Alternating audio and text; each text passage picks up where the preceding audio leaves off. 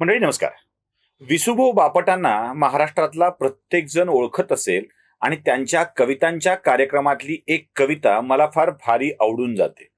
त्या कवितेच्या 2 ओळी मला चांगल्या आठवत आहेत आणि त्याच तुमच्या समोर मी सांगणार आहे आणि त्यानंतर विषय सुरू करणार आहे. ऊन खिचडी साजूक तूप वेगळं राहायचं भारीच सुख. आणि याच कवितेच्या ओळी मी थोड्याशा विसुभाऊंची आणि त्या कवीची क्षमा मागून म्हणतोय. ऊन खिचडी साजूक तूप अध्यक्ष व्हायचं भारीच सुख. आता ह्या साजूक तुपाचा आणि अध्यक्षाचा काय संबंध आहे हे जरा आपण तपासून बघणार आहोत. नमस्कार, मी सुशील कुलकर्णी. आपण पाहता अॅनालायझर.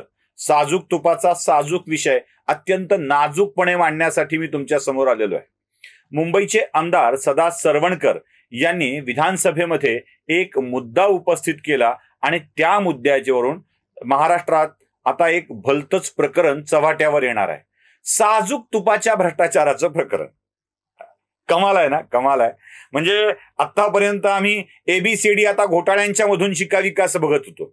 ए फॉर आवाज घोटाळा, बी फॉर बोफोर्स घोटाळा, सी फॉर चारा घोटाळा, डी फॉर दाल घोटाळा, ई फॉर एनरॉन घोटाळा, एफ फॉर फॉरेस्ट घोटाळा, असं झड फॉर जमीन घोटाळा इथपर्यंत जाणार होतो आम्ही. आता नवीन एक घोटाळा आलाय, साजूक तुपातला घोटाळा. आता ह्या तूपवाल्यांना घोटाळा कुठे करावं हेच कळत नाहीये. मंडळी, मंदिरात झालेला हा घोटाळा आहे. मंदिरात झालेला. महाराष्ट्रातल्या अनेकांना, खास करून मुंबईतल्या लोकांना आणि महाराष्ट्रातल्या राजकारण्यांना सिद्धिविनायकाच्या चरणी नतमस्तक व्हायला जावं वाटतं. बहुतेक हिरो हिरोईनचे चित्रपट येण्याच्या आधी त्या सिद्धिविनायकाच्या चरणी नतमस्तक होतात. अगदी ही फिल्म लाईन मधल्या खानावळीलाही सिद्धिविनायकाच्या चरणी नतमस्तक होण्याचा मोह आवरत नाही. मग शाहरुख, सलमान, आमिर सगळेच अरबाज, हाबाज, तोबाज सगळेच जाऊन तिथे पाया पडून येतात. आता राजकारण्यांना देखील आपल्या राजकारणात यश मिळवायचं असेल तर सिद्धिविनायकाला जावं वाटतं. म्हणजे अगदी मंत्रालयापासून, म्हणजे आमदार निवासाच्या पासून किंवा आपल्या घराच्या पासून पायी पायी जाऊन सिद्धिविनायकाचा नवस लोक पूर्ण करतात. अपेक्षा एक एवढीच की आपल्या आयुष्यात चांगलं घडावं. आता लोकांच्या आयुष्यात चांगलं घडणाऱ्या सिद्धिविनायकाच्या मंदिरात काही चांगलं घडावं यासाठी राज्य सरकार एक समिती नेमतं आणि त्या समितीवर अध्यक्ष म्हणून राज्याच्या सरकारला वाटतं त्याची नियुक्ती केली जाते. तसं भारतीय जनता पक्ष आणि शिवसेना यांचं संयुक्त सरकार सत्तेवरती असताना आदेश बांदेकरांना या मंदिराच्या अध्यक्षपदी नियुक्त करण्यात आलं. आता इथे जे काही साजूक तुपातले घोटाळे झालेत ना, ते फार चमत्कारिक आहे. आता कसं असतं बघा, साधारणतः 2020 मध्ये कोरोनाचा कहर चालू असतानाच्या काळामध्ये ही तर अजून एक कमाल आहे, खरीच कमाल आहे ही. कोरोना काळ चालू असताना प्रसाद करण्यासाठी तूप विकत घेण्याची इच्छा यावी. लाडू करायचे असतील, साजूक तुपातले काही करायचं असेल आणि ते विकत घेतलं जावं, हे जरा आश्चर्यकारक आहे. म्हणजे हे कसं झालं माहिती आहे, कोरोनाच्या काळात सामनाचा व्यवसाय खूप मोठा वाढला आणि खूप फायदा झाला. ज्यावेळेला सगळ्याचे डबे बंद होत होते त्यावेळेला यांचा व्यवसाय असा तेजीत होता. करोडोत फायदा करून येणारा व्यवसाय चालत होता यांचा. तसं मार्च 2020 मध्ये कोरोनाचा कहर सुरू असताना, मंदिरात जाता येणं शक्य नसताना, म्हणजे उद्धव ठाकरेंनीच मंदिरं बंद केलेली असताना, उद्धव ठाकरेंचेच जवळचे असलेल्या आदेश बांदेकरांनी उत्तर प्रदेशातल्या एका कंपनीकडून साजूक तूप विकत घेतलं. तुम्ही म्हणाल काय कुलकर्णी, साजूक तूप विकत ते काय घेतलं आणि त्याचा अनालिसिसचा विषय व्हावा का? सांगतो जरा थांबा. साजूक तूप विकत घेतलंय 15 ते 16 हजार लिटर. लिटरचा भाव काय तुम्ही सांगा, म्हणजे जर गिर गाईचं असेल तर काय असेल, नुसतं म्हशीचं असेल तर काय असेल, गाईचं असेल तर काय असेल. 15,000 लिटर साजूक तूप विकत घेतलं. बरं, विकत घेतलेलं तूप कोरोनाच्या काळात प्रसाद म्हणून वापरलं जाणार नाही आहे हे माहीत आहे. आणि हे माहीत असतानाही एवढं हजारो लिटर तूप विकत घेता. त्याचा प्रसाद होत नाही कारण मंदिरात भक्त येत नाहीयेत. आले तरी प्रत्यक्ष संपर्क नको म्हणून प्रसाद वाटण्याचं काम बंद होतं. असा हातानेच करावा लागणार लाडू, मशीननी होत नाही. देताना हाताचा स्पर्श होणार आणि स्पर्श टाळला पाहिजे म्हणून बहुतांश सगळ्या मंदिरांमध्ये प्रसाद वाटपाचं काम बंद होतं. तीर्थ देण्याचं काम बंद होतं. मग घेतलेल्या तुपाचं काय करायचं हा प्रश्न पडला आणि सदा सरवणकर असा आरोप करतात की कोरोनाच्याच काळामध्ये मंदिर समितीनं हे तूप विकून टाकलं.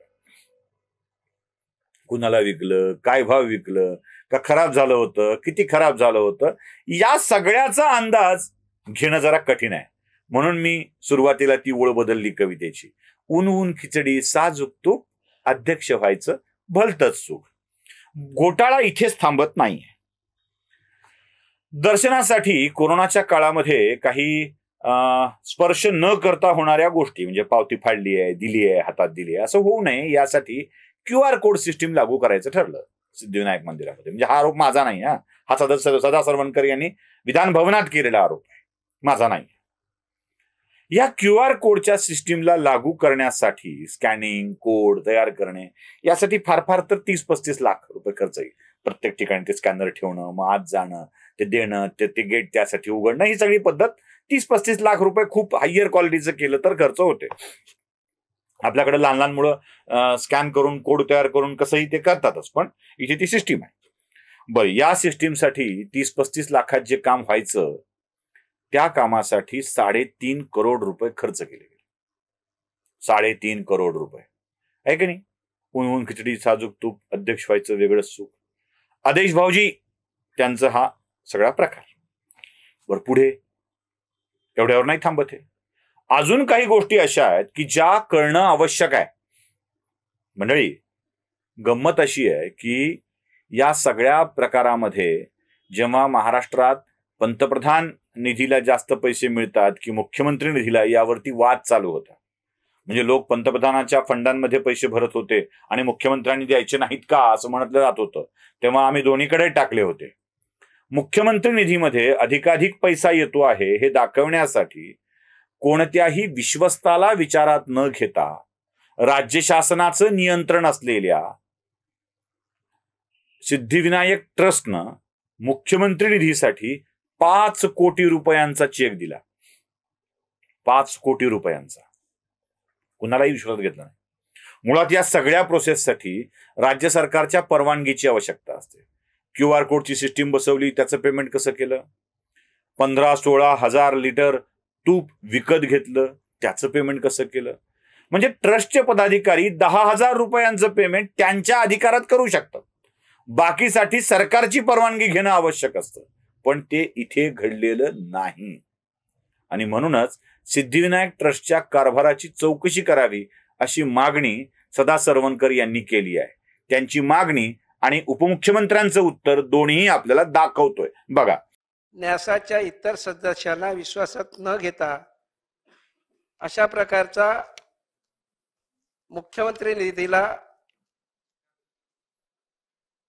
5 कोटीचा चेक देणं हे अनियमिततेचं एक लक्षण आहे असं मला वाटतं. आणि म्हणूनच हा 5 कोटीचा चेक देत असताना, कारण या सगळ्या न्यासाला 25,000पेक्षा जास्त रक्कम जर द्यायची असेल तर शासनाची परवानगी घ्यावी लागते.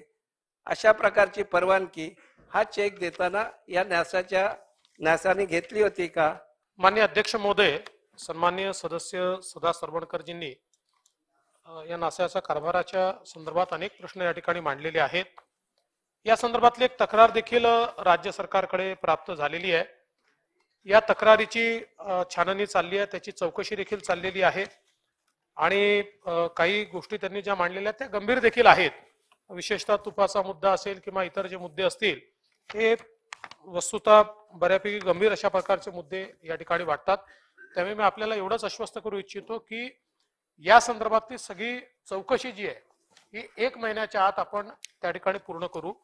आणि शेवटी हा जो न्यास आहे हा काही शासनाच्या अंतर्गत येत नाही, हा चॅरिटी कमिशनरच्या अंतर्गत येतो. त्यामुळे त्याच्यावर मला असं वाटतं की कारवाई आपल्याला करता येईल का एकदा चेक करावं लागेल. पण चौकशी केल्यानंतर जर काही दोष आढळला तर निश्चितपणे त्या संदर्भातली कारवाई ही केली जाईल. ऐकलं? म्हणजे आता सिद्धिविनायक ट्रस्टमध्येही तुपात खाल्लंय. खरं तर तूपवाल्यांचा प्रचंड राग हो यांना. म्हणजे शेंडी जाणव्यांचं नसतं आणि तुंबावाले असं म्हणून म्हणजे विनाकारण अनुस्वार देत. हे जे बोलणारे सगळे मंडळी आहेत यांना पैसे खाताना सुद्धा देवाच्या प्रसादाच्या तुपामध्ये गडबड करावी वाटली QR कोडमध्ये गडबड करावी वाटली, मुख्यमंत्र्यांनी दिल्या सांगितलेल्या पैशात गडबड करावी वाटली, यापेक्षा दुर्दैवाची गोष्ट ती कोणती? हे परमेश्वरा, हे गणनायका, हे विद्यादेवता, या सगळ्यांना तुझ्या ठिकाणी तरी पैसे खाण्याची बुद्धी होऊ देऊ नकोस. एवढीच रे मागणी गणनायका, तेवढीच मागणी करू शकतो. बाकी हातात उरलंय तरी काय. नमस्कार.